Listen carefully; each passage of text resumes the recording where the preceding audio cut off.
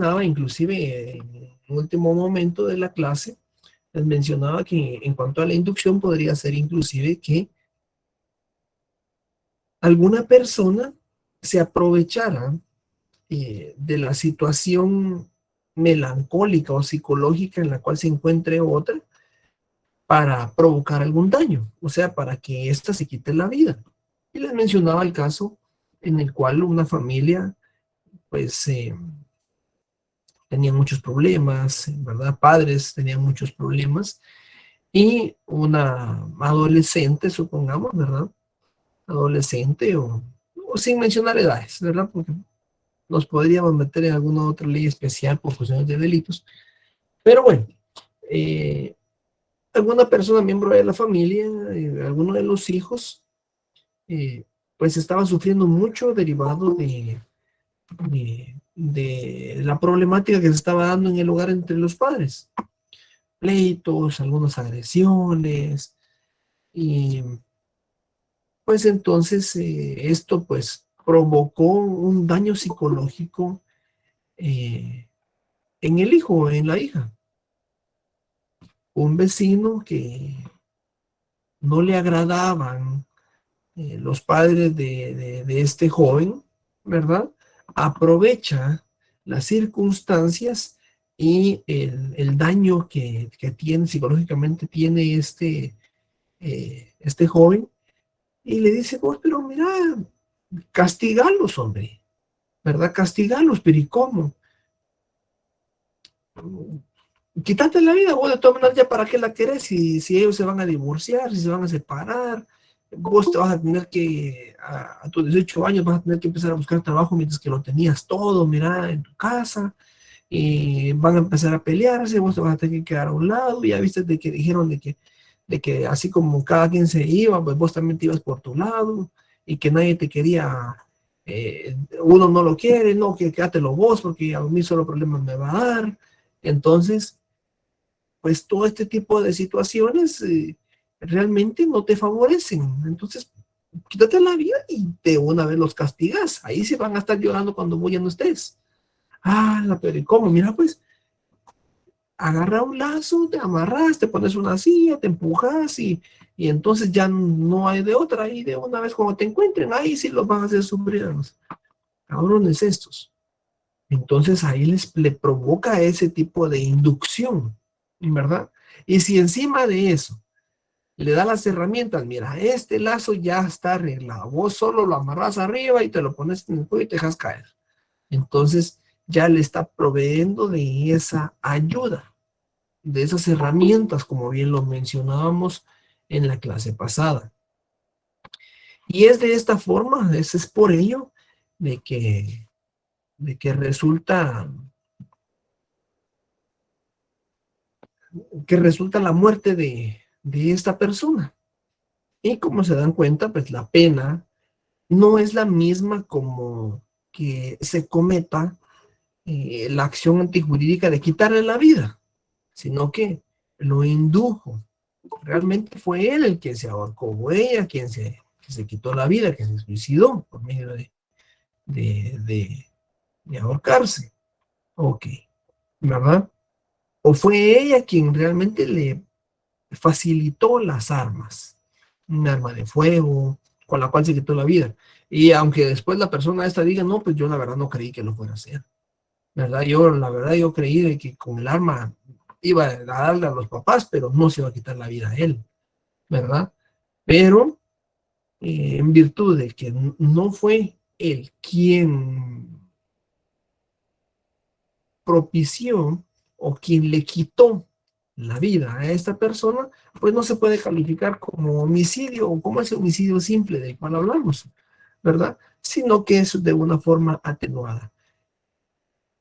¿Incidió? Sí incidió, ¿verdad? ¿Proveó de las herramientas? Sí lo hizo, para que éste se suicidara. Entonces la pena que se señala para este tipo de acto antijurídico es de 5 a 15 años de prisión.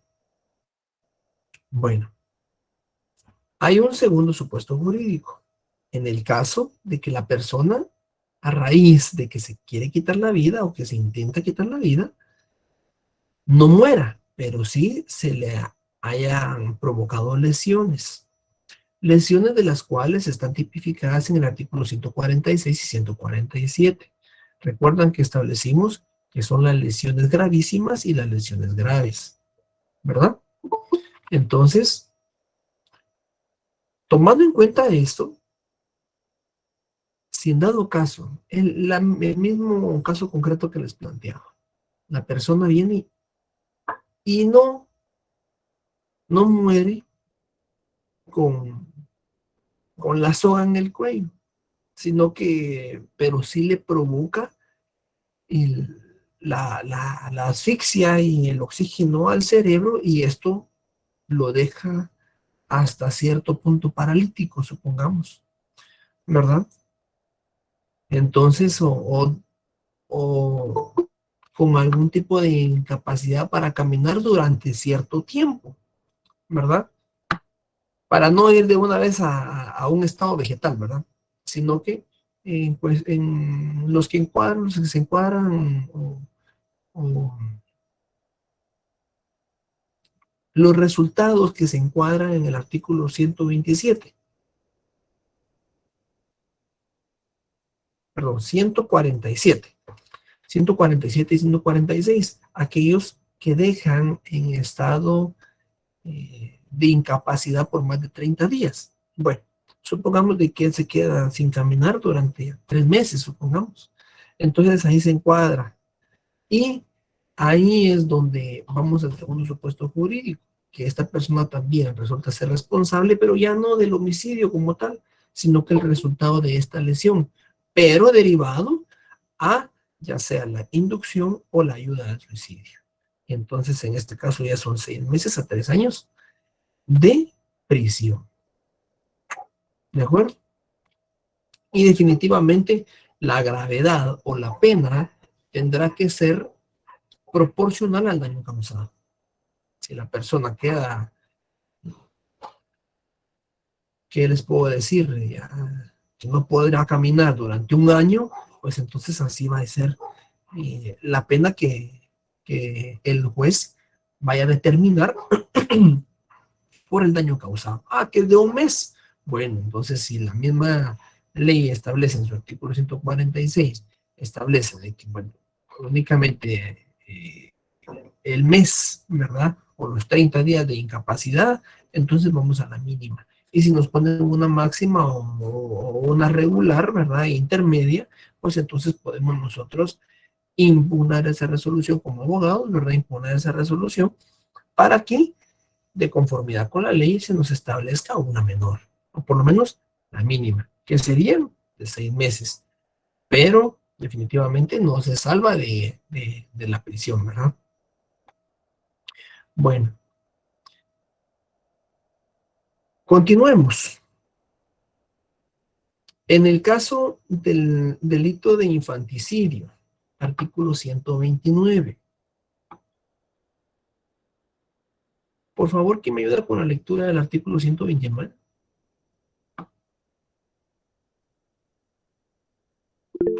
Por favor, María Mercedes. Buenas tardes, Lick. Sí, con gusto. Artículo 129. Infanticidio. La madre que impulsa por motivos íntimamente ligados a su estado que le produzcan indudable alteración psíquica, matar a su hijo durante su nacimiento o antes de que haya cumplido 3 días, será sancionada con prisión de 2 a 8 años. Gracias, María Mercedes. Bueno, vean muchachos. En este tipo penal debemos de tener muy en cuenta que los motivos por los que la madre mató están íntimamente ligados a su estado. ¿Qué estado? A la condición médica posparto.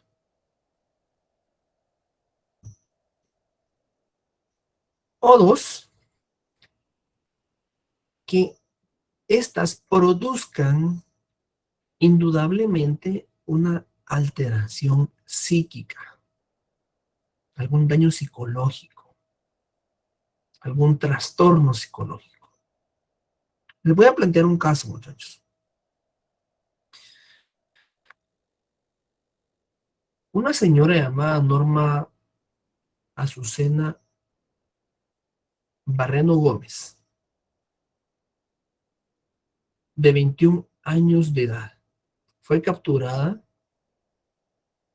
el 22 de mayo del año 2020 en la zona 1 de la ciudad capitalina del departamento de Guatemala, sindicada por haber dado muerte a su hija recién nacida. Ok. Al entrevistar a la sindicada, ella indica ser inocente. Establece que no recuerda nada y que debido al embarazo y el parto ha estado muy triste porque por complicaciones le extrajeron los ovarios y la matriz. Adicional a que el papá del bebé tiene varios días de no aparecer. Y la última vez que tuvo comunicación con él, le indicó que no reconocería al bebé, pues no creía que fuera de él. Bueno, como contexto, la necropsia estableció que la causa de muerte de la recién nacida fue por asfixia, por sofocación. En tanto que la investigación apunta a que la señora Barreno Gómez dio a luz la noche del día 21 de mayo del año último, o sea, del 2020, ¿verdad? Y fue la única persona que tuvo contacto físico con la bebé recién nacida. Hay ciertos supuestos jurídicos en los cuales el más cercano a la asfixia provocada a la niña que induce a creer que la madre con una almohada le provocó la muerte, ¿verdad? Asfixiándola con una almohada de azucaritas le provocó la muerte. Entonces, aquí hay varios elementos que se deben de tener en cuenta con los cuales encuadra nuestro tipo penal. Número uno, de que la niña tenía un día de nacida. O sea, la encontraron muerta el 22 de mayo del 2020, ¿verdad? Y se determinó que ella había nacido el 21 de mayo último.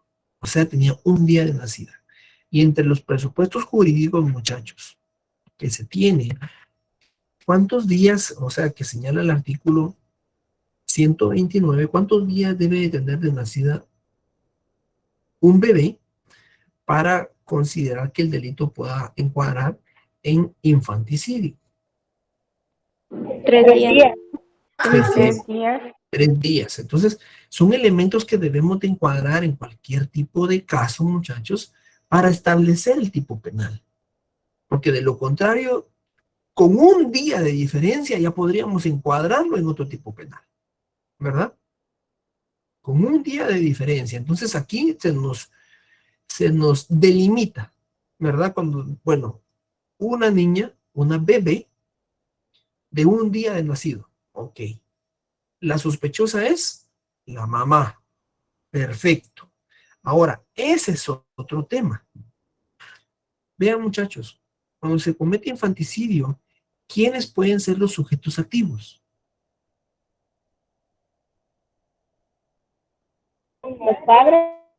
Los padres, Lick, los familiares más cercanos. Los padres o los familiares más cercanos. Por favor, ¿quién me lee la primera línea del artículo 129? La madre que impulsada por Hasta ahí motivos nomás. de Hasta ahí nomás. Ok. Muchachos, les vuelvo a hacer la pregunta. ¿Quiénes pueden ser los sujetos activos? La madre. La madre. No el tío, no el papá, no. Aquí no se configura otro sujeto activo para que encuadre en nuestro tipo penal. O sea, ya establecimos, en el caso concreto, establecimos de que la señora, la mamá, había sido la única que había tenido contacto con la bebé desde su nacimiento, durante esas 24 horas o ese día de nacida. ¿De acuerdo? Entonces, la mamá. Entonces, aquí nos delimita más nuestro tipo penal. Esa acción antijurídica nos acerca a esta infracción. ¿Sí? A esta infracción penal. Bueno.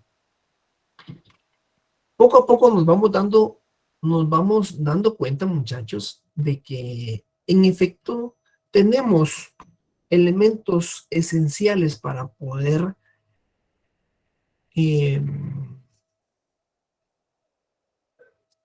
imputar el tipo penal según las acciones antijurídicas que encuadran el caso según la muerte de la niña provocada muy probablemente por su señora madre, ¿verdad? Entonces aquí, si se dan cuenta, muchachos, es importante profundizar en estos detalles porque de lo contrario no tenemos certeza si o alguna pregunta engañosa, ¿verdad? O algún caso engañoso que yo les pueda plantear o que se les plantee en cualquier etapa de su vida, ¿verdad? En la que el papá, supongamos, le dio muerte a la niña. Ah, es infanticidio. No, ¿verdad? No. Aquí el sujeto activo únicamente puede ser la madre. Sí, que la niña tenía 15 años de nacida. ¿Es infanticidio? No. Únicamente durante los 3 días de nacida. ¿Verdad, muchachos? Entonces, como les decía, hay elementos bien esenciales. ¿Verdad? Ahora, hay otro punto bien específico, muchachos, y es que según las circunstancias se debe hacer un análisis de cómo se encontraba psicológicamente la madre, ¿verdad? Cómo se encontraba psicológicamente la madre para hacer, para provocar o para atenuar la pena de matar a su hijo, ¿verdad, muchachos? Porque si ustedes se dan cuenta, el infanticidio es un atenuante, ¿verdad? Es un tipo penal atenuado, ¿verdad? ¿Cuál es la pena de infanticidio? Muchachos. De 2 a 8 años. De prisión. Perfecto. ¿Y 2 a el 8 años. homicidio? ¿Y el homicidio, muchachos? De 15 a 40. De 15 a 40, ¿verdad?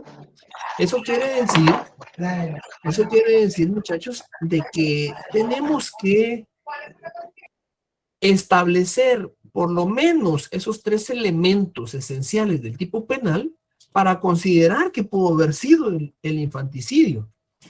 Porque es muy probable que el Ministerio Público, al momento de hacer su imputación, no vaya por infanticidio, no, él vaya por homicidio, ¿verdad? Y con una gran cantidad de agravantes como para incrementar la pena, ¿verdad?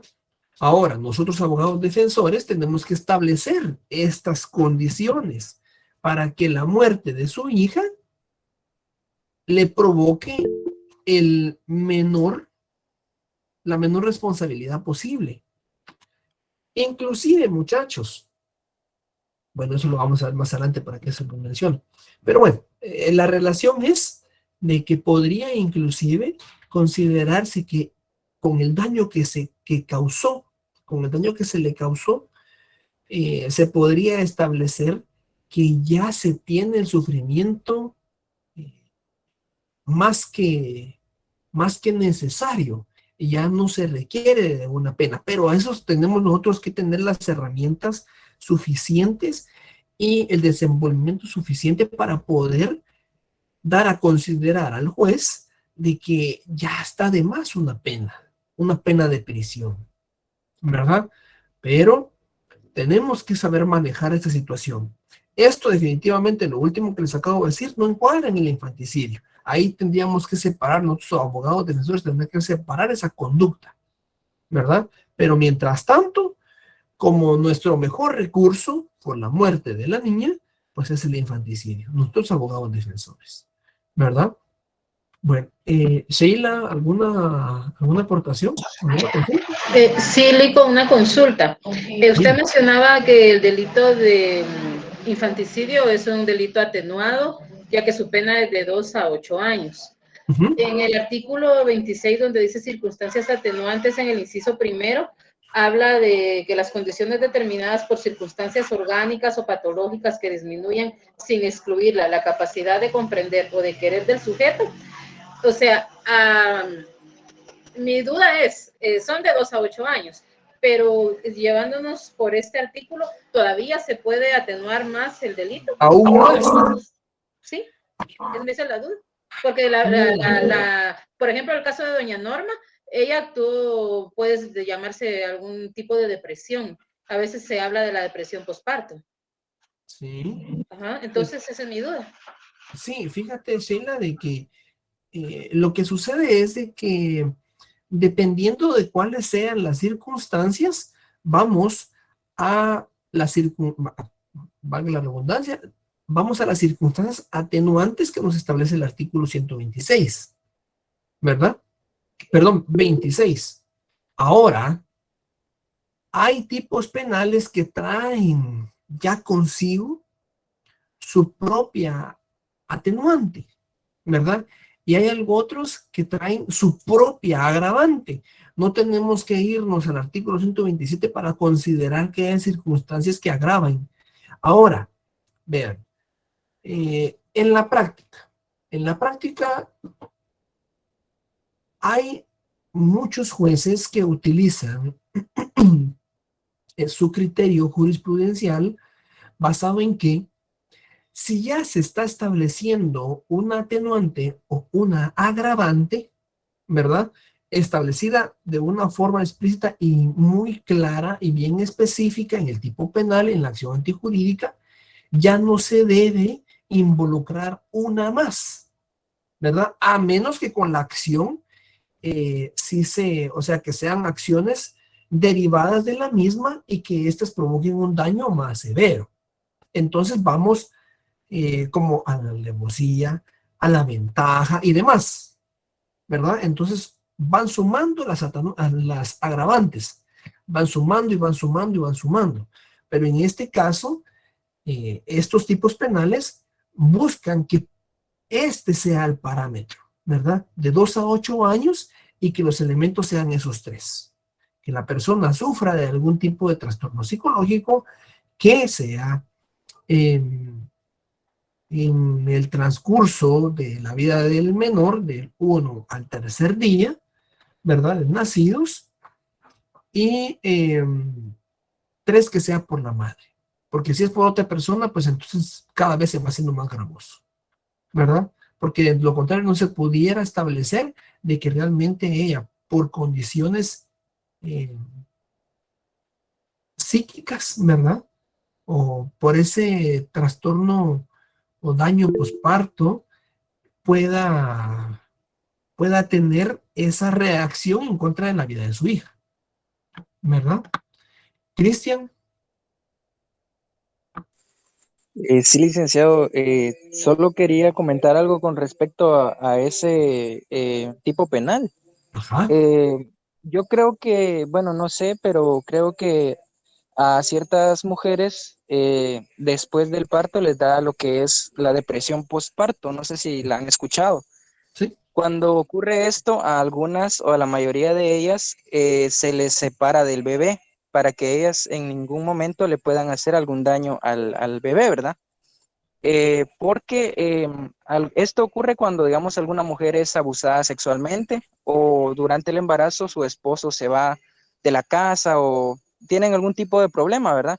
Entonces ella entra en esa depresión postparto y es cuando intenta hacerle daño a su bebé. Pienso yo que quizá eso sí encuadraría en ese tipo penal, ¿o no?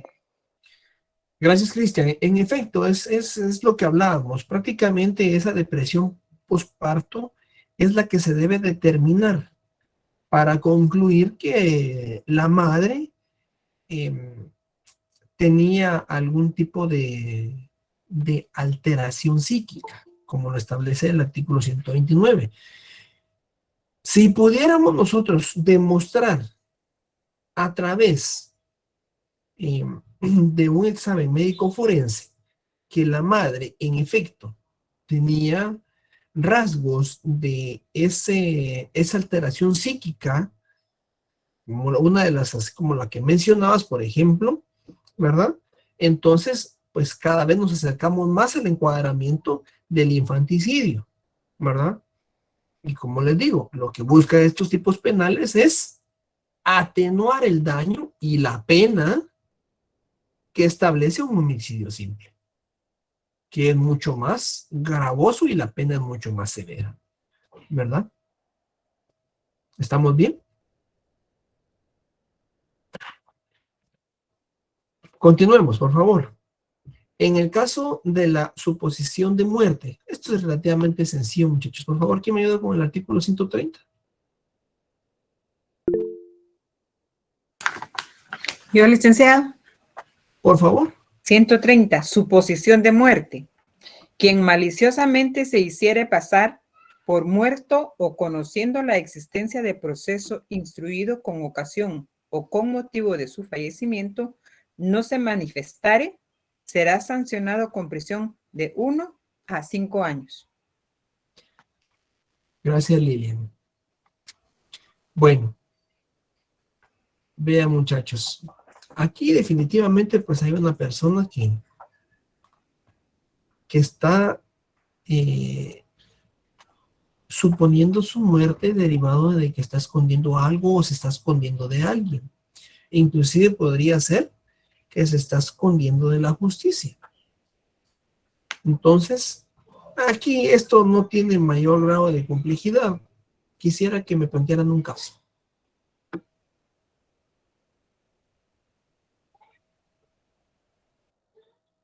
Por favor, muchachos.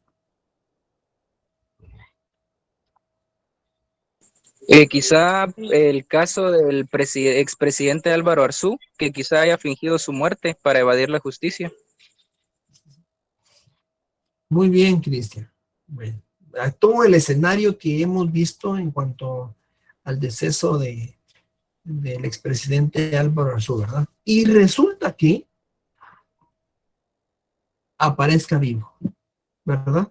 Solo con el hecho de que aparezca vivo, a él ya se le puede perseguir penalmente, ¿verdad? Ahora, en el caso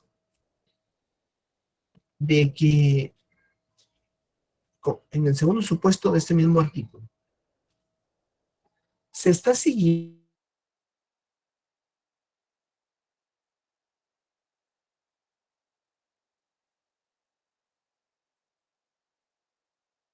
de este proceso penal, pues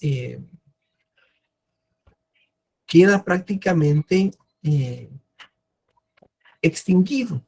O sea, se extingue la persecución penal. Ustedes ya conocieron sobre esto. Entonces, al momento de extinguirse la persecución penal, él sabía, él tenía conocimiento, inclusive se le estaba notificando. De repente, tenemos conocimiento de su deceso. Una figura completamente distinta a la que planteó Cristian, ¿verdad? Ya se estaba siguiendo el proceso penal, se le notificó, después de notificado de que se le citaba su primera declaración para tal fecha, supongamos, se le citaba para el 20 de julio del 2022, pues no asistió a la audiencia, pues empieza a averiguar y se solicita a la fuerza pública para que lo conduzca. Cuando llega la conducción a su casa, resulta de que él, el día 20 de julio, el día que estaba citado, supongamos, murió, ¿verdad? Pero él solo supuso su muerte. Y él estaba enterado de que se le estaba persiguiendo penalmente por algún delito. Y encima de eso, él no se presenta, entonces vamos a la misma pena, ¿verdad? A incurrir en el mismo delito. ¿Tenemos alguna duda hasta ahorita, muchachos?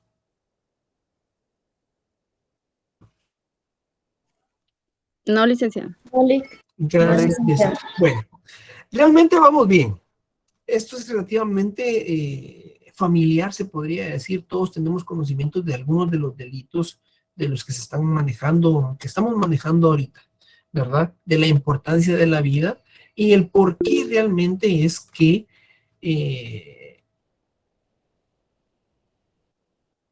la misma Constitución Política de la República de Guatemala tutela la vida, protege la vida, ¿verdad?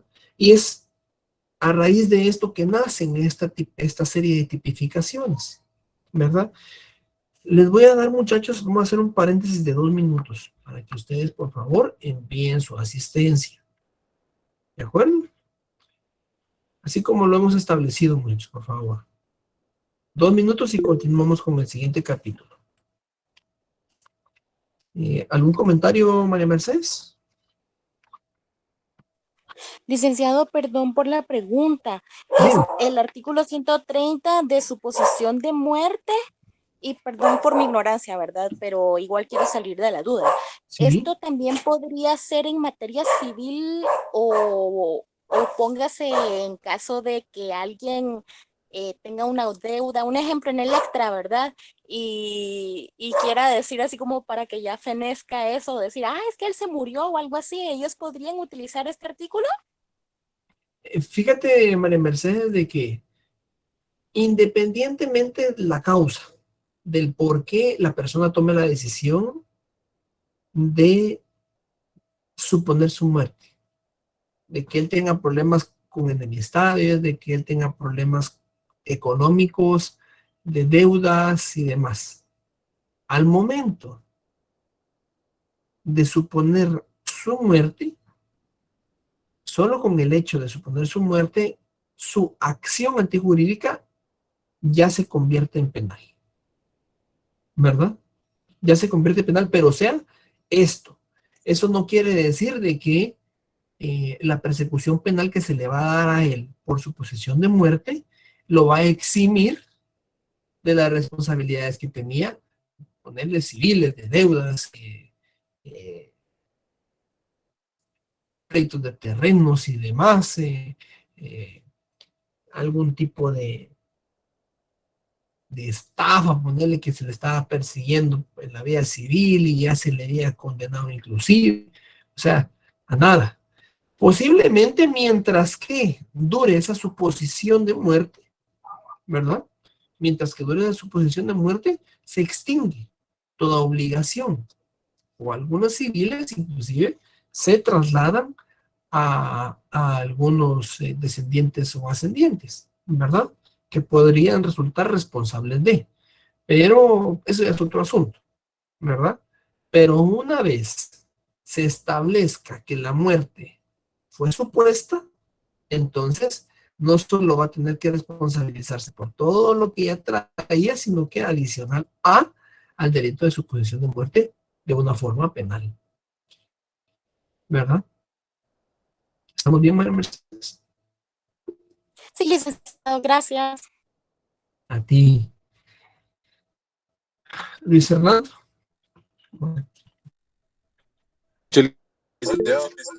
Un saludarte. Gracias igualmente. Una consulta.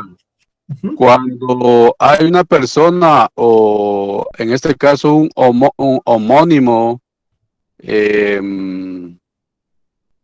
se muere una persona, pero igual hay otra persona con el mismo nombre y se le acusa a esta persona, ¿cómo se actúa ahí? Porque me imagino que debe haber una ley o algo que ampare para que esta persona no vaya a la cárcel o reciba una ley que lo quieran aplicársela a él ahí sí que por tener casi que igual el mismo nombre, ¿verdad? Sí, Luis Fernando, mira, lo que sucede es de que los homónimos únicamente se dan en el transcurso o en ese pequeño trayecto de la captura o la acusación a la presentación ante un órgano jurisdiccional. Ahí es donde se podría dar el homónimo, ¿verdad? Una orden de captura que esté girada en contra de quien sea, pero resulta ser de que es idéntico el nombre, hasta los apellidos, ¿verdad? Hasta los apellidos. Bueno, lo detienen, se revisan en el sistema, cuando le chequean sus documentos y dicen, híjole, ese tiene orden de captura. Lo capturan en ese momento, ya no lo dejan en libertad, le hacen ver de que tienen una orden de captura girada en su contra por el juzgado tercero de primera instancia penal a partir del ambiente. Supongamos que por el delito de asesinato, supongamos, ¿verdad? O por el delito de extorsión.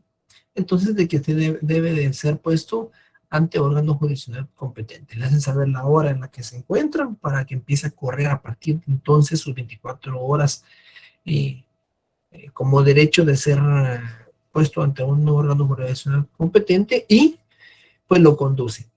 Lo llevan ante el juzgado y en el juzgado él le dice, no, pero no soy yo, no soy yo, no soy yo. Ok. Pero pues no le hacen caso porque pues realmente se establece que es el nombre exacto.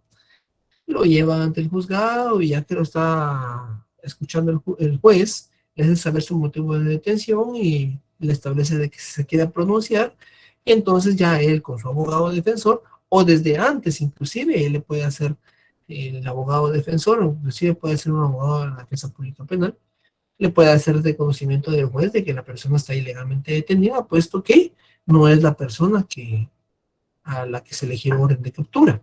Entonces ya el juez ve en los antecedentes y la imputación que hizo el Ministerio Público para obtener el control jurisdiccional y es allí donde se determina si pues la persona esta, número 1, vive en zona 18.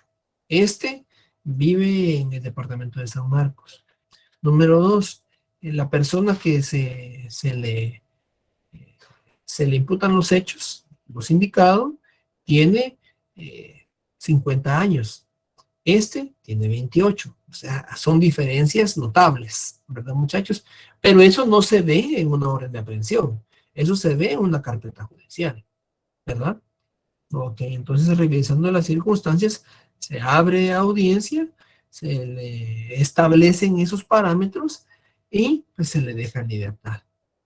Inclusive el secretario del juzgado hace un oficio indicando, bueno, se lo da a la persona y lo dirige a la Dirección General de la Policía Nacional Civil para hacerles de su conocimiento que hay una persona de sexo masculino, de 28 años de edad, que se llama exactamente igual, que ya fue puesta ante órganos jurisdiccionales y se determinó que es un homónimo, ¿verdad? Para que en futuras ocasiones ya no lo detengan, ¿verdad? Pero o sea, no es que lo vayan a condenar, no.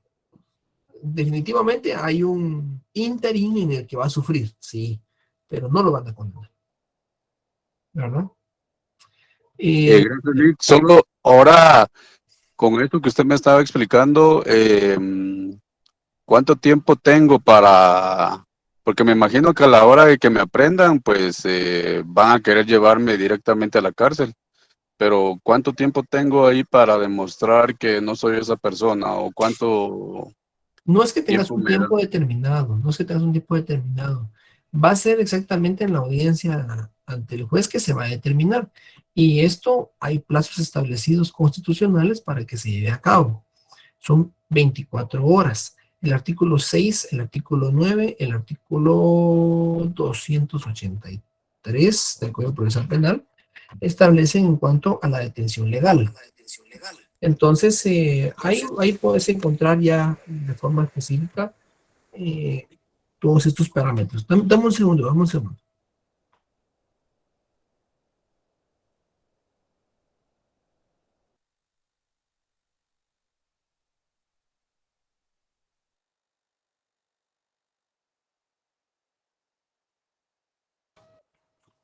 Es que no te quiero confundir, ¿oíste? Entonces, sí, en efecto, artículo 6, artículo 9 de la Constitución Política de la República de Guatemala y artículo 87 del Código Procesal Penal.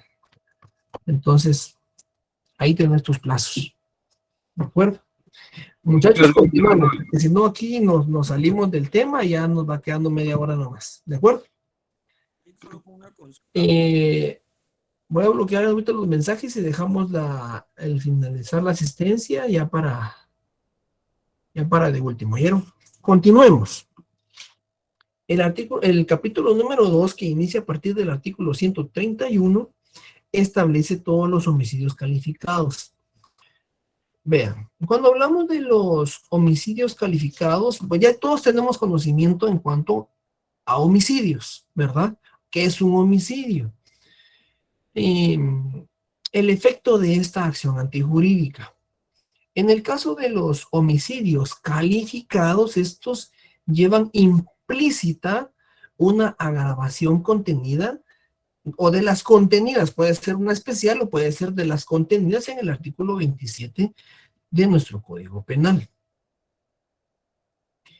Si recuerdan, a este artículo ya le dimos lectura, una compañera nos ayudó. Entonces, hay una atenuación especial también o específica en aquellas leyes especiales penales que regulen alguna actividad ilícita. Entonces también puede existir ese tipo de atenuantes o agravantes en ese tipo de leyes y no necesariamente, como les mencionaba, tenemos que irnos o regirnos a través de las que están en el artículo 27, ¿verdad? Ok. En virtud de existir circunstancias que agravan la conducta antijurídica del sujeto activo, las penas que se imponen son más severas.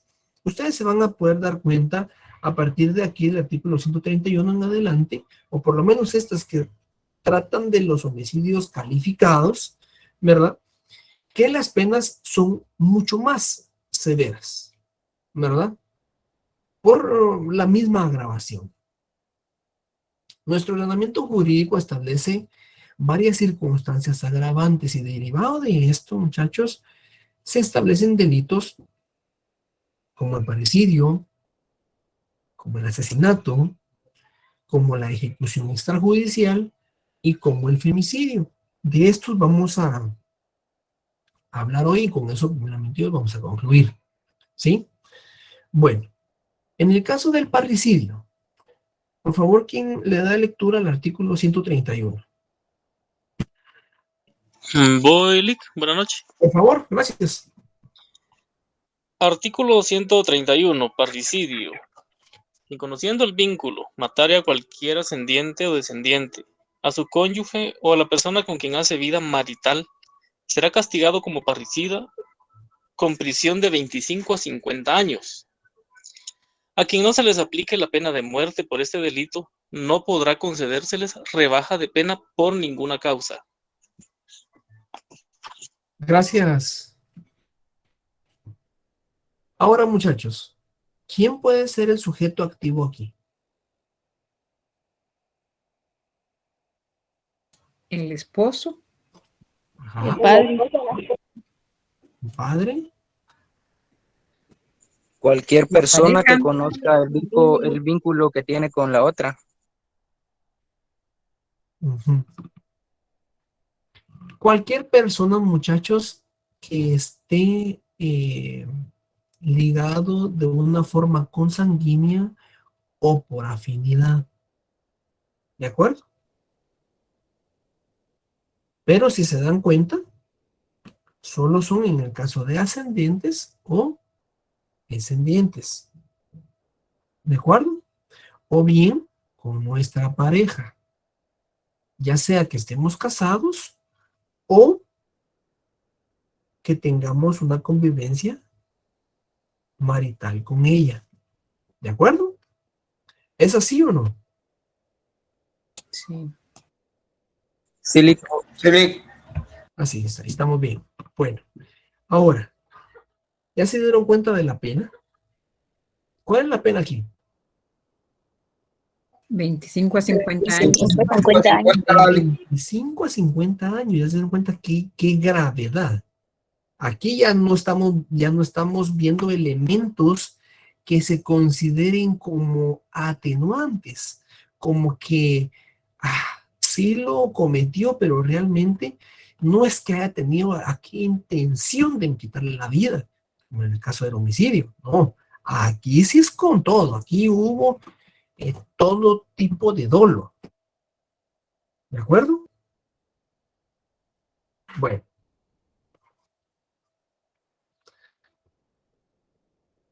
Ahora, ¿quiénes pueden ser los sujetos activos? Eso sí los establece con claridad. ¿Quiénes pueden ser los sujetos activos? Perdón, sujetos pasivos. Por favor, Sheila. Licenciado, disculpe la duda. Sí. Como dice que es ascendente o descendente, Ajá. pero no dice en qué grado.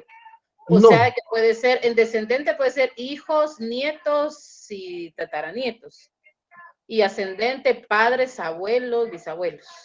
O sea, no tiene que ver un grado, sino que cuando es ascendente o descendiente, ese es el grado de consanguinidad, ya sea por consanguíneo o por afinidad, ¿verdad? Sin establecer grado, Sheila. Tienes razón. Muy bien, gracias, Rick. Exactamente, entonces ya se dieron cuenta. En cuanto a los sujetos pasivos, puede ser cualquier ascendiente o puede ser cualquier descendiente. ¿Verdad? Cualquiera. O nuestra esposa o con la persona con la que tengamos o hagamos una vida marital. Sujetos pasivos. Bueno. Ahora, muchachos, quisiera que me establecieran un caso. Algo sencillo.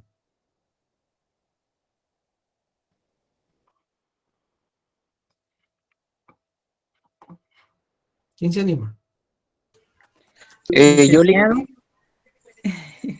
Por Perdón. favor, Lilian, demos la oportunidad a Lilian. Gracias. Licenciado, el caso de un joven en la zona 1 que asesinó a su papá por la herencia. O sea, él quería la casa. Yo creo que fue una noticia bien conocida, ¿verdad? Que mató o asesinó a su papá por la herencia, una casa en la zona 1. Creo que es un caso, no sé si es ejemplar para el tema, ¿verdad? Para el delito.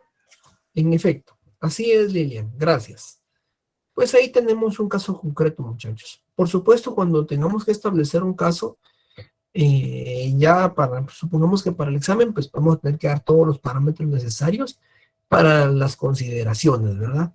Pero sí, como les decía, de forma breve, Lilian pues nos establece el caso de una persona que por herencia, por algún beneficio económico que pudiera obtener al momento de la muerte de su padre, supongamos un seguro, ¿verdad?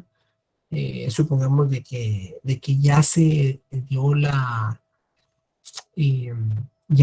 donación en vida de todas las propiedades, pero el padre se queda con el usufructo vitalicio. Yo creo que no saben qué es eso, ¿verdad? Usufructo vitalicio. No, licenciado. Son los ingresos que pueda percibir del bien. Son bienes. No solo los ingresos, sino que Es el derecho que se tiene en vida durante un bien. Ajá, es el uso, el goce y el disfrute de una cosa, de un bien inmueble, podríamos decir de forma específica, ¿verdad? Se puede usar, se puede alquilar y beneficiarse de la renta, ¿verdad? Y todo lo que se pueda disfrutar de ella. Entonces, el papá se queda con ese usufructo vitalicio. ¿Por qué vitalicio? Porque es mientras que él tenga vida. Una vez muere el papá, entonces el hijo ya puede disponer de la propiedad. Mientras tanto, es de él, está a su nombre, pero no puede tocarla, no puede venderla, no puede enajenarla, no puede habitarla, no puede alquilarla, porque todos esos derechos se los reservó con ese usufructo vitalicio el padre. ¿Qué sucede en ese caso? Como en el caso que plantea Lilian, el hijo viene, le da muerte al padre, ¿verdad? Porque sabe que una vez el padre muerto, él podrá disponer de todo lo que le dejó su papá en herencia, ¿verdad? En donación, en esa donación entre vivos. Bueno, ya tenemos ese ejemplo. Ahí estamos en el caso del parricidio, ¿verdad? Ahora, muchachos, el artículo 132 en el caso del asesinato. Por favor, María Mercedes, ¿nos ayudas con la lectura? Perdón, Lick, solo una consulta respecto a lo del parricidio, lo que hablaban de lo de la muerte, el asesinato de los cónyuges a la persona con quien hace vida marital. Eso no está instituido también como femicidio. Hay elementos muy esenciales, como les decía en los primeros artículos que examinamos, ¿verdad? Por unos pequeños detalles ya no podemos tipificar aquí, sino que tenemos que tipificar A, supongamos, sino que tenemos que tipificar B. Pero, si los elementos son exactos, como decir estos, que un esposo mata a su esposa, entonces ahí no es el femicidio. Vamos a tocar el delito de femicidio, ¿verdad? Y vamos a establecer sujetos, ¿de acuerdo? Pero aquí todavía estamos encuadrados en esto. Si fuera distinto, ¿verdad? Supongamos de que el hijo le da muerte a la mamá. Entonces, ¿por eso es femicidio? No. Por eso hay una delimitación, ¿verdad? Hay elementos que delimitan el tipo penal según las acciones. Bueno, ahora sí, María Mercedes, por favor, ayúdame con la lectura del artículo 132.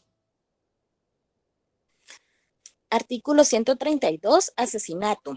Comete asesinato quien matare a una persona. Primero, con alevosía. Segundo, por precio, recompensa, promesa, ánimo de lucro. Tercero, por medio o en ocasión de inundación, incendio, veneno, explosión, desmoronamiento, derrumbe de edificio u otro artificio que pueda ocasionar gran estrago. Cuarto, con premeditación conocida. Quinto, con ensañamiento. Sexto, con impulso de perversidad brutal. Séptimo, para preparar, facilitar, consumar y ocultar otro delito, o para asegurar sus resultados o la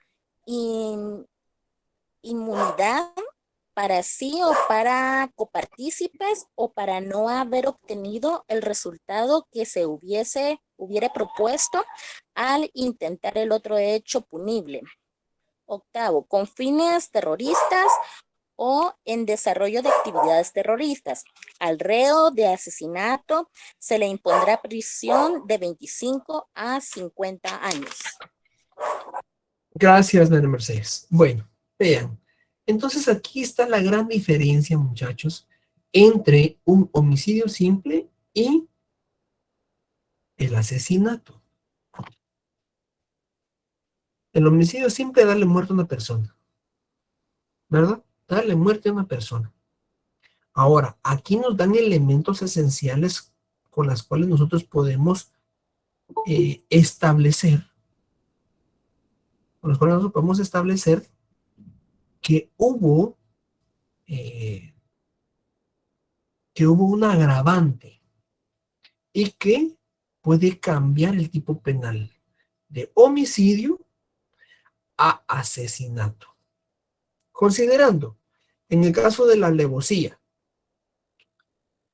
lo establece el artículo 127. Y en resumen, es la planificación. La planificación que se lleve o que se dé en relación al darle muerte a esta persona. Vean, muchachos, se considera que hay alevosía cuando una persona comete algún delito contra otra persona, lo que hace de manera tal que se asegura la correcta ejecución con esa planificación, evitando de esta manera, evitando con la planificación que la víctima pueda defenderse o evitar el ataque que produzca la muerte. Como ustedes bien saben, en el caso de esa agravante de darle muerte a una persona por precio, por recompensa, por promesa, con ánimo de lucro, ¿cómo se le conoce, muchachos, en la práctica?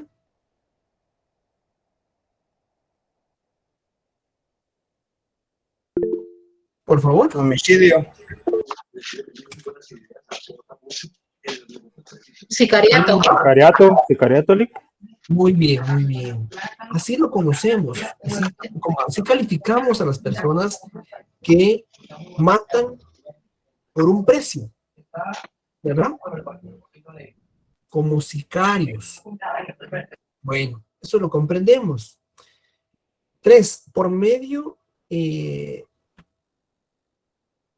o en ocasión de inundación, o sea, que en medio de todas estas catástrofes, nosotros aprovechar, o esta persona aprovecha esas circunstancias para darle muerte a otra, ¿verdad? Vamos a utilizar este ejemplo en dos situaciones o en dos agravantes. ¿Recuerdan ustedes el derrumbe de las Torres Gemelas? Sí. No nos vayamos tanto al acto del derrumbe. Simple y sencillamente, supongamos la situación que en medio de toda esa catástrofe que está sucediendo, aprovechamos para, ¿qué les puedo decir? Cualquier cosa maliciosa, pero van a decir que soy muy malo. Pero supongamos de que nos caía mal una persona o que nunca nos pagó durante 10 años, nos pagó lo que nos debía, nosotros va a reclamarle, ganaba mejor que nosotros y al final no nos pagó, y viendo de que estaban los vidrios quebrados, estaba en el nivel 16 y en la bulla lo agarra y lo avienta para abajo en una ventana, y de una vez nada de que vámonos y salvémonos todos. Le pega un aventón y lo mata, ¿verdad? Pero otras personas lo acusan sobre eso. Entonces ahí vamos. Con ocasión de esas catástrofes, aprovechar la situación para provocar la muerte a otra persona. Bueno. Con comprendimiento conocido. Por favor, leamos el artículo 27 en relación a esto, muchachos. No quiero que nos vaya a quedar mayor duda. Artículo 27.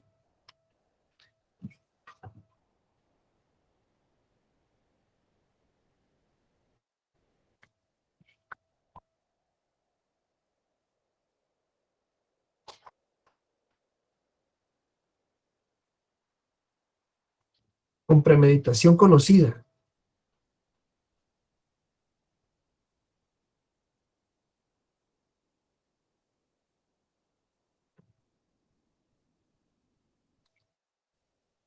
Es el inciso tercero, ¿sí? ¿Cómo lo tienen ustedes ahí? ¿Qué me da con la lectura?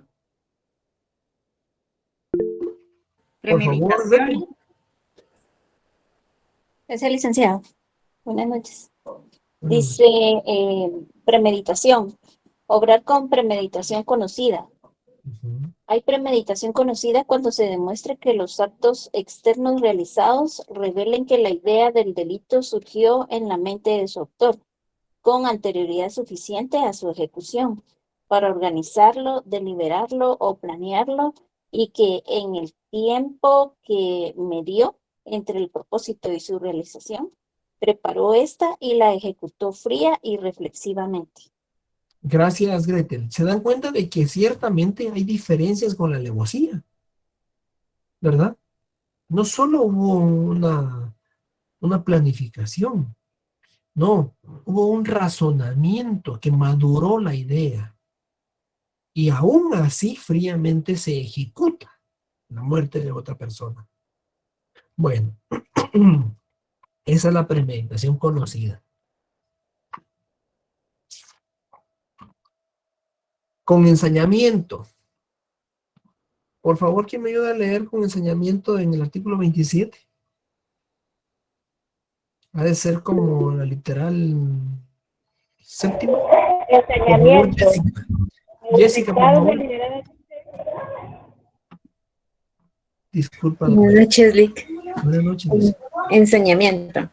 Aumentar deliberadamente los efectos del delito, causando otros innecesarios para su realización, o emplear medios que añadan la ignominia a la acción delictual. Gracias. Gracias, Jessica. Bueno. ¿Se dan cuenta el ensañamiento, verdad? ¿Cómo podemos ejemplificar el ensañamiento, muchachos? ¿Cómo ustedes podrían agravar esa situación? Sheila, por favor. Una persona que le va a dar muerte a alguien, no le basta con darle un disparo, sino que le vacía la tolva de la pistola, por ejemplo, o si es con, digamos, un leño, con un trancazo mata a la persona, ¿verdad? Pero le da y le da y le da hasta que casi que lo deshace, por ejemplo. Sí. Definitivamente hay odio, ¿verdad? Para cometer el acto ilícito. Entonces, no le basta con darle muerte, sino que viene y provoca más daños, ¿verdad? Ahora, en el caso con impulso de perversidad brutal, ahora esto es un poco más grave aún, muchachos. Cuando se habla de impulso de perversidad brutal, esto da a entender que el sujeto activo provoca la muerte de una persona de una forma salvaje, actuando y causando lesiones incluso después de que la víctima ya está muerta. Anteriormente hablábamos en cuanto al ensañamiento, ¿verdad? Pero pues el ensañamiento le dieron y le dieron y le dieron. ¿Será que ya se murió? No, y le seguimos desarmando la cabeza, ¿verdad? Pero aquí ya se tiene conocimiento de que la persona ya está muerta, ¿verdad?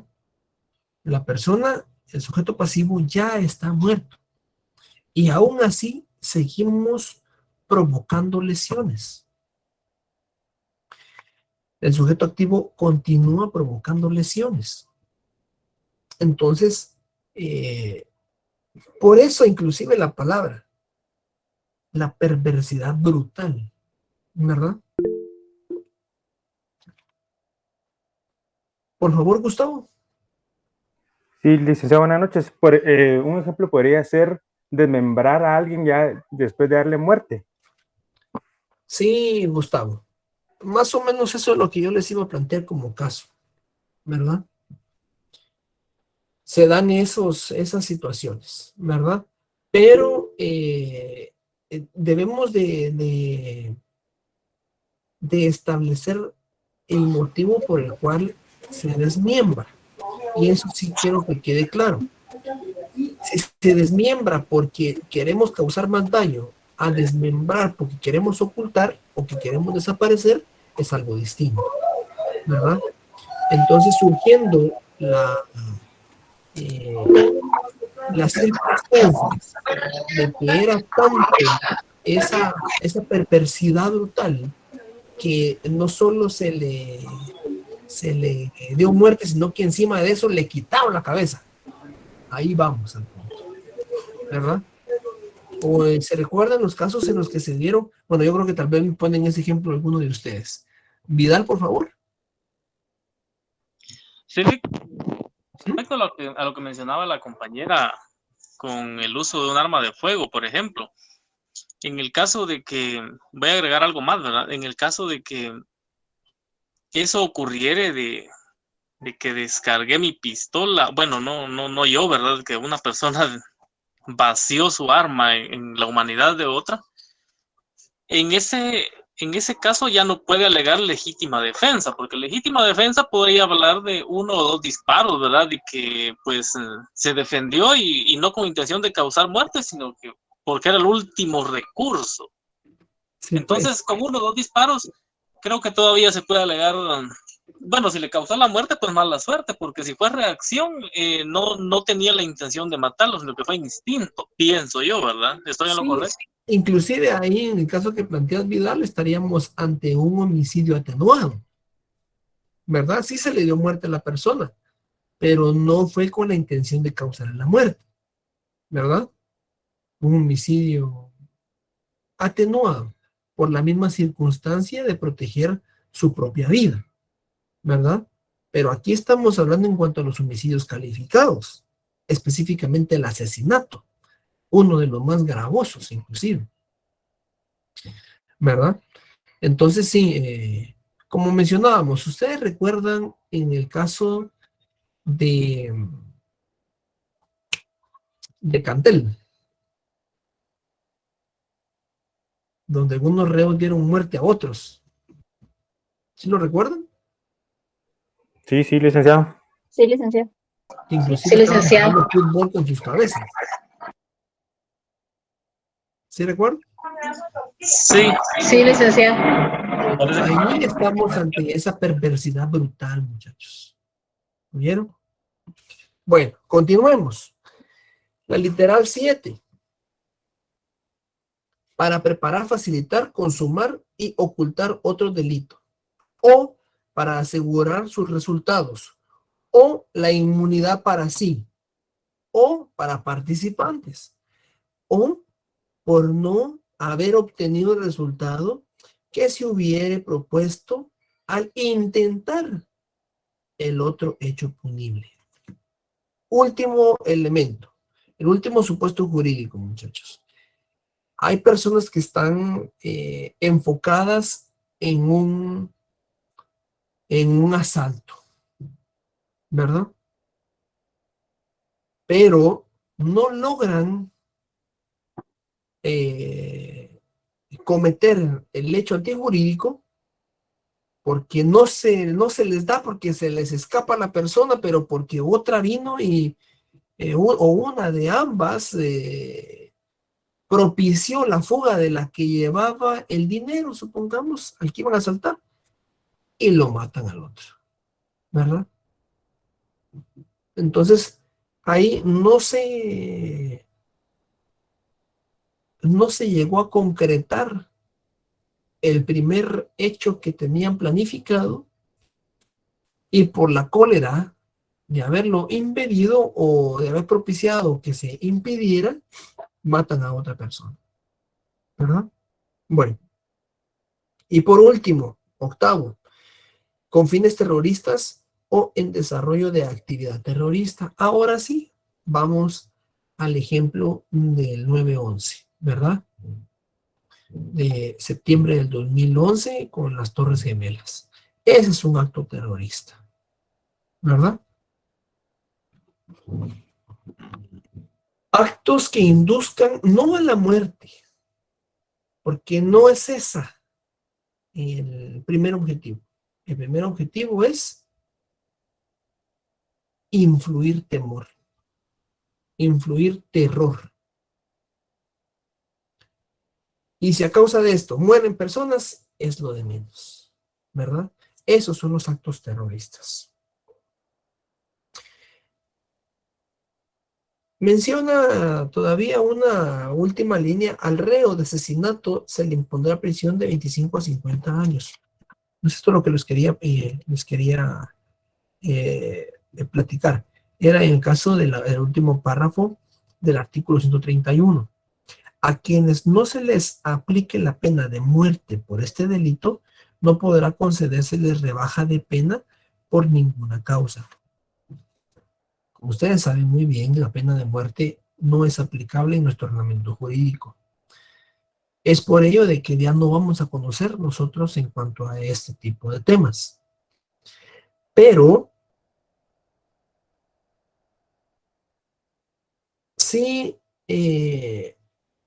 inclusive anteriormente de que fueran reformados algunos artículos en cuanto a la postura de la pena de muerte, ¿verdad? Se establecía de que si en dado caso se lograba conmutar la pena de muerte, la conmuta de la pena de muerte iba a ser como un máximo de prisión. Y si ustedes recuerdan, el artículo 50 del Código Penal establece la pena, ¿no?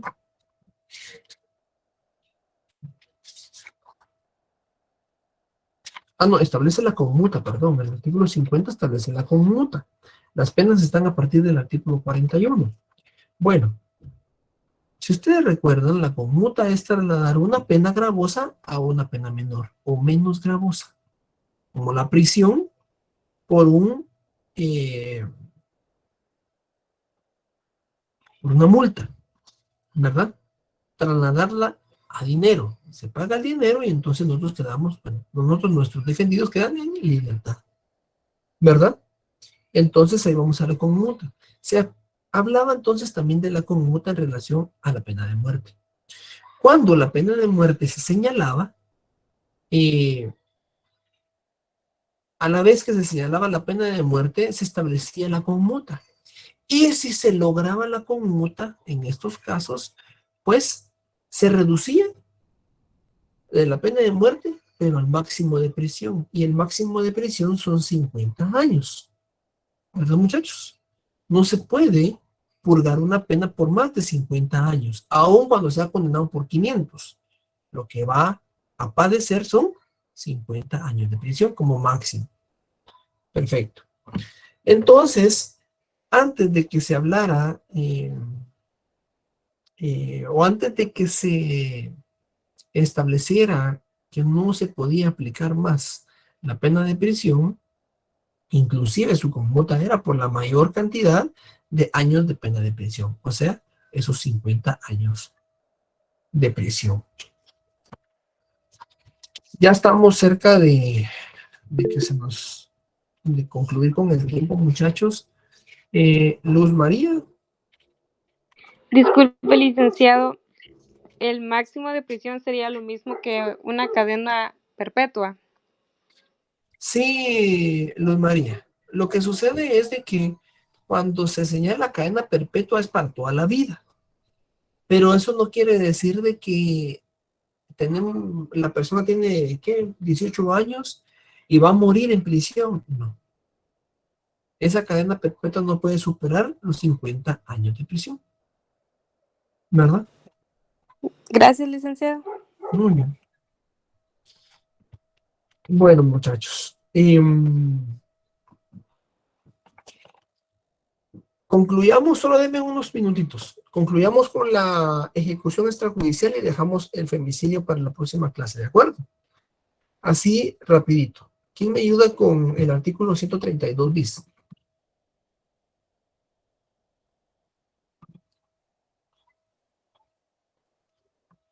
Jonathan, por favor.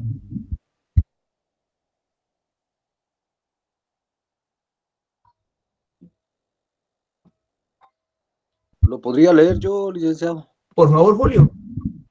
Sí, ejecución extrajudicial. Comete el delito de ejecución extrajudicial quien por orden, con autorización, apoyo o aquiescencia de autoridades del Estado, privar en cualquier forma de la vida a una o más personas por motivos políticos. En igual forma, comete dicho delito el funcionario o empleado público perteneciente o no a los cuerpos de seguridad del Estado que ordene, autorice, apoye o dé la aquiescencia para la comisión de tales acciones. Constituye delito de ejecución extrajudicial la privación de la vida de una o más personas, aun cuando no medie móvil político, cuando se cometa por elementos de los cuerpos de seguridad del Estado, estando en ejercicio de su cargo, cuando actúen arbitrariamente o actúen con abuso o exceso de fuerza. Igualmente cometen delito de ejecución extrajudicial los miembros o integrantes de grupos o bandas organizadas con fines terroristas, insurgentes, subversivos o con cualquier otro fin delictivo, cuando como resultado de su accionar resultare la muerte de una o más personas. El reo de ejecución extrajudicial será sancionado con prisión de 25 a 30 años. Gracias, Julio. Bueno, muchachos, en cuanto a la ejecución extrajudicial, es una violación que puede consumarse en el ejercicio del poder del cargo de un funcionario o un empleado público.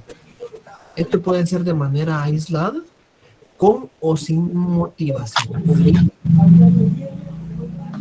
O más grave aún, con una acción derivada de un patrón de índole instrumental. Vean, las Naciones Unidas, en el marco de los derechos humanos, establecen que si no se respeta el derecho a la vida, no es posible defender ningún otro derecho humano. Las consecuencias. La ejecución extrajudicial resulta ser un acto de quitarle la vida deliberadamente a una persona al margen de cualquier marco jurídico, construyendo, entre otras tantas, violaciones de derechos fundamentales, o sea, la vida. Como ustedes ya se dieron cuenta, muchachos, y en su mayoría, y podríamos quedarnos con esto, la ejecución extrajudicial, como un caso concreto, hace algunos años, si ustedes recuerdan, o alguno tal vez de ustedes lo recuerda, estaba en funciones de directora general de la Policía Nacional Civil una mujer llamada Blanco Lapola, bueno, apellidada Blanco Lapola, ya no me recuerdo su nombre. Ella fue perseguida penalmente junto con su cuerpo de seguridad, o sea, agentes de la Policía Nacional Civil, que le prestaban seguridad específica a ella. Pero fue porque supuestamente estaban en el área de la zona 3, ahí por el Gallito, se percataron de que había algún tipo de movimiento de drogas, de dinero. Ellos intervinieron, o sea, sus de seguridad intervinieron, pero en vez de arrestarlos y ponerlos ante autoridad competente por el hecho antijurídico que estaban cometiendo, simple y sencillamente los ejecutaron ahí mismo, o sea, los mataron ahí mismo, ¿verdad? Se dieron varias hipótesis del hecho antijurídico. La primera, la que se conocía por el acto visto a simple vista, ¿verdad? O sea, el que se podía observar a simple vista. que era que las personas estas le habían dado muerte. ¿Y por qué? Porque empezaron a darle seguimiento a los radios, a los celulares, donde se encontraban los GPS en ese momento. Las patrullas ya tenían GPS. En ese momento acababa la PNC de implementar los GPS en las patrullas y no todos tenían conocimiento de ese GPS. Las patrullas que estaban en circulación con ellos en ese momento eran de las nuevas que tenían GPS. Bueno, entonces se dieron cuenta dónde estaban esos vehículos en ese momento. Y resulta que pudieron establecer la orden de la directora para que se ejecutaran a estas personas. Como les digo, se dieron otras hipótesis en las cuales se consideraba de que era a causa de un mal negocio de drogas o algún mal pago por narcotráfico, en el cual también se veían involucrados, abusando de la condición de la cual gozaban estas personas, ¿verdad? Como funcionarios o empleados públicos o agentes de la Fuerza de Seguridad del Estado, los ejecutaron, ¿sí? Le quitaron la vida. Y así es como prácticamente en su mayoría se establece esa ejecución extrajudicial en algunos casos concretos. ¿Verdad, muchachos? Lo que se conocía antes como la ley fuga, ¿verdad? De que, bueno, pues andate. Lo dejaban caminar 50 metros y le disparaban porque supuestamente estaba fugando, ¿verdad? O aquellos de la G2 que establecían ¿cómo le llamaban a eso? El escuadrón de la muerte, algo así como que le llamaban, ya no me recuerdo muy bien, ahorita se me fue la palabra, pero ¿algún comentario, muchachos, en relación a?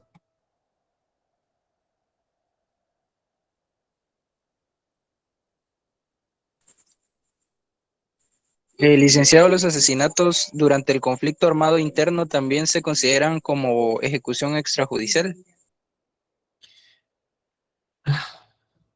Fíjate, Cristian, de que a ese tipo de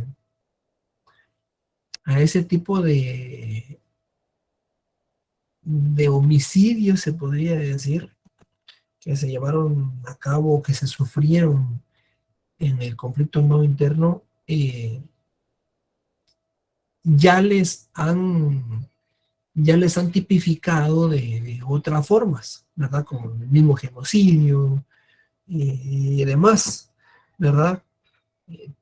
Tendríamos que analizar realmente cuáles fueron las circunstancias para considerar una ejecución extrajudicial, ¿verdad? Para no llevarlos hasta ese punto y confundirlos, yo les hablaba de un caso palpable, ¿verdad? Donde fuerzas de seguridad del Estado le quitan la vida a personas que debieron de haber sido enjuiciadas o procesadas penalmente por sus acciones antijurídicas, ¿verdad? ¿Algo más, muchachos? Para los que quieran, a partir de ahorita, por favor, pueden dejar su asistencia de finalización, ¿bien? Luz María. Licenciado, a eso de la ejecución sería como quien dice que matan porque esa es la ley. No es que maten porque eso es la ley, sino que consideran tomar la ley en sus propias manos. Y para no tener que ir a enjuiciarlos, mejor les quitan la vida. Esa es por eso es extrajudicial, porque no se judicializa. Es como un linchamiento, licenciado. Pero ahí ya el linchamiento entraría en otro tipo penal, en otro tipo de acción antijurídica, ¿verdad? Por ejemplo, aquel caso donde estuvo involucrado el actual presidente de la República, de los reos que fueron asesinados, ¿se podría considerar como asesinato extrajudicial? Sí, Julio, en efecto. Inclusive hubo una tipificación muy similar en esos casos cuando se llevaron a tribunales. Pues, no continuó, no tuvo mayores resultados, pero sí, ese es un muy buen ejemplo de ejecución extrajudicial. En el caso de que en algún centro de detención preventiva o del sistema penitenciario se provea algún tipo de hay un nombre específico, bueno, de que se alcen en violencia estos privados de libertad, empiecen a hacer destrozos y aprovechen esta situación para matar a uno o dos, ¿verdad? Pero no los mismos, sino que los agentes de seguridad del sistema penitenciario aprovechen para matarlos, ¿verdad? Entonces, Amotinamiento. exactamente, Fernando, amotinamiento. Muy bien. Bueno, muchachos, yo creo que ¿tienen alguna otra duda o damos por concluida nuestra clase? Quedamos pendientes con el delito de femicidio para el día miércoles, ¿verdad? Y continuamos con el capítulo número 3. Buenas noches, Lee. Que descansen, cuídense mucho, bendiciones a todos. Buenas noches, licenciado. Gracias.